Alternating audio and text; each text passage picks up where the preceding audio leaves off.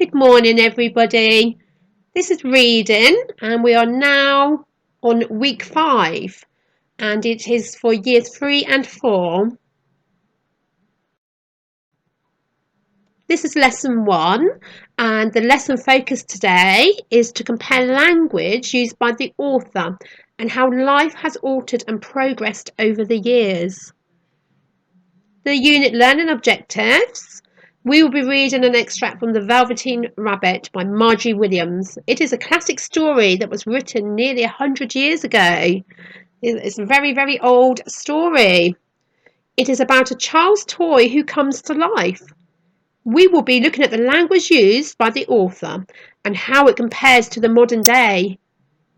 As before, we will be using Vipers throughout the unit of learning.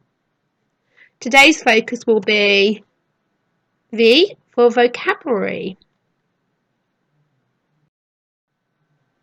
Okay, just a recap on Vipers. So V for vocabulary, I inference, P for prediction, E for explanation, R for retrieval, and S for summarize.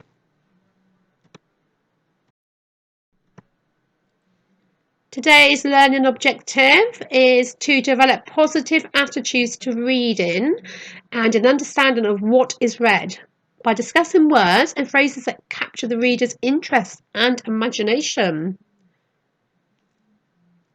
So, success criteria. I can check that the text makes sense to me. I can also discuss the author's choice of language.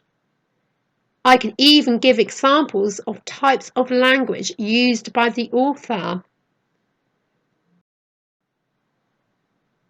Vocabulary slide. So use the following website if you have any words that you do not understand and you need to look up the meaning of them. And for pupil-friendly definitions, use co-build definitions. The Velveteen Rabbit. This is an extract by Marjorie Williams. The Velveteen Rabbit was written in 1922. That is nearly 100 years ago. It tells the tale of a soft toy rabbit who gradually learns the importance of becoming real and how once you are real to a child you can never be made unreal.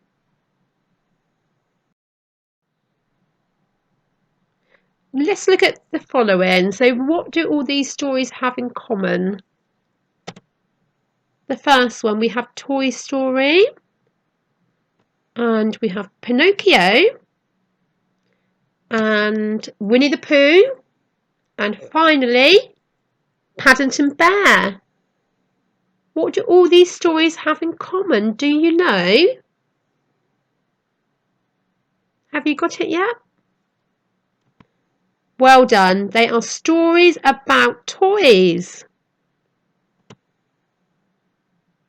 So can you think of any other stories that feature a living toy? And why do you think that children's writers often choose to use toys as characters in their stories?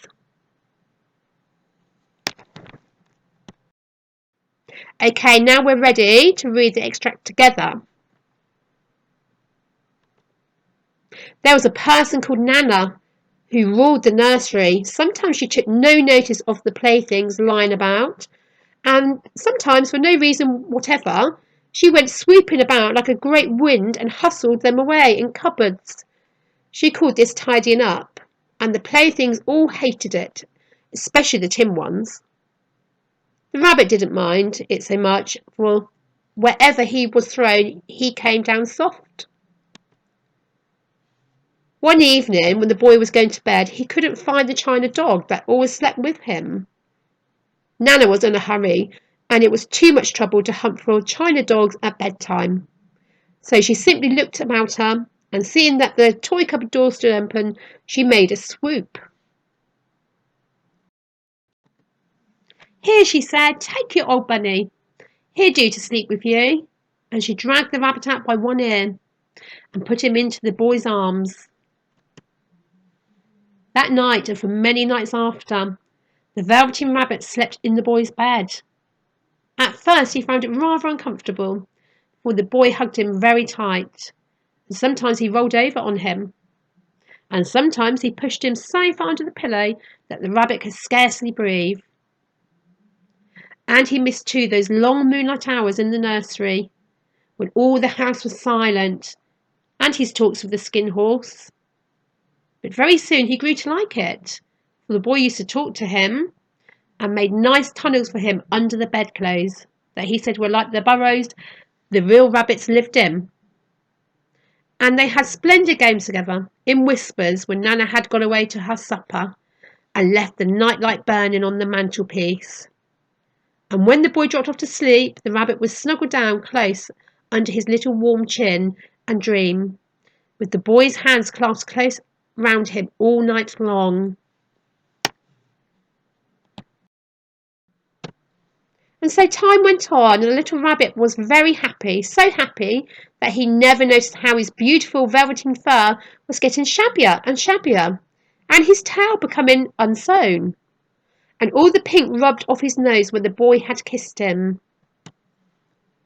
Spring came, and they had long days in the garden, for wherever the boy went, the rabbit went too. He had rides in the wheelbarrow, and picnics on the grass, and lovely fairy huts built for him under the raspberry canes behind the flower border. And once, when the boy was called away suddenly to go out to tea, the rabbit was left out on the lawn until long after dusk, and Nana had to come and look for him with the candle, because the boy couldn't go to sleep unless he was there. He was wet through with the dew and quite earthy from diving into the burrows the boy had made for him in the flower bed, and Nana grumbled as she rubbed him off with a corner of her apron. "You must have your old bunny," she said. "Fancy all that fuss for a toy." The boy sat up in bed and stretched out his hands. "Give me my bunny," he said. "You mustn't say that. He isn't a toy. He's real." We're now going to look at some of the vocabulary that has been used by the author. This is just to check that you understand the following words. Say swooping. What does swooping mean? Do you know? We shall have a look. So swooping is to move quickly downwards through the air. Very similar to a bird. Hustled. What does hustled mean? Hustled is to make someone move quickly by pushing or pulling them along. Scarcely. What does scarcely mean?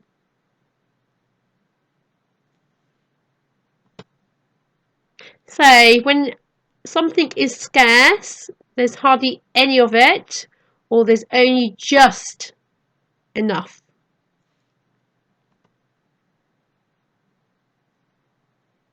What is a mantelpiece? Have you heard of this before? So a mantelpiece is a shelf above a fireplace.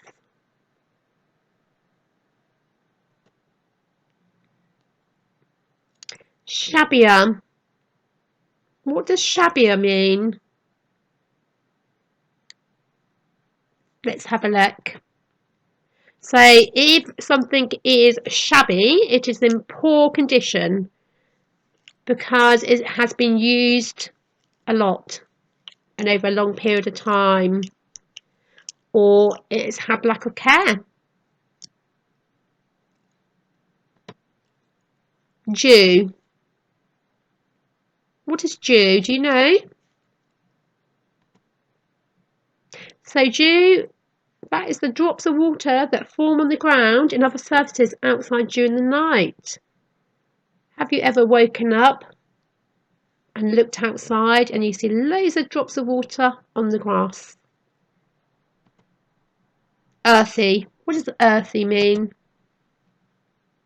So if something is described as earthy, it looks or it smells or it feels like earth.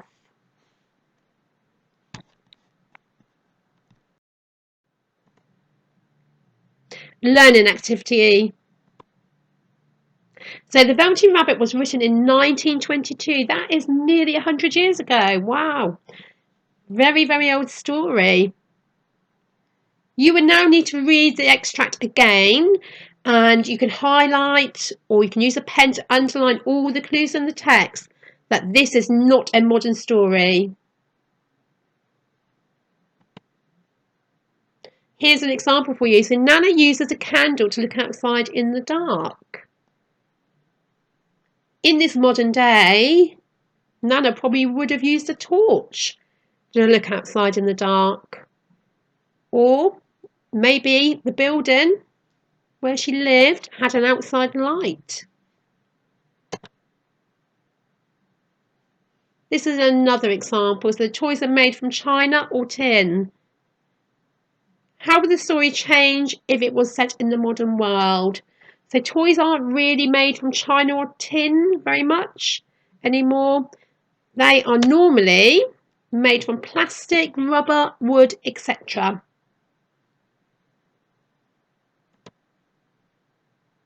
You can now use your worksheet, and what I'd like you to do today is change the story from old-fashioned, so that is from 100 years ago, to modern day. I've just given you an example of how you can do that.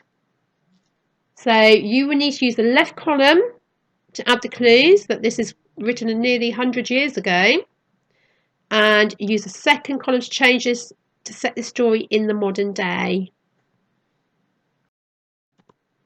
Plenary, design your own toy. Draw a picture of it, and what materials will your toy be made from?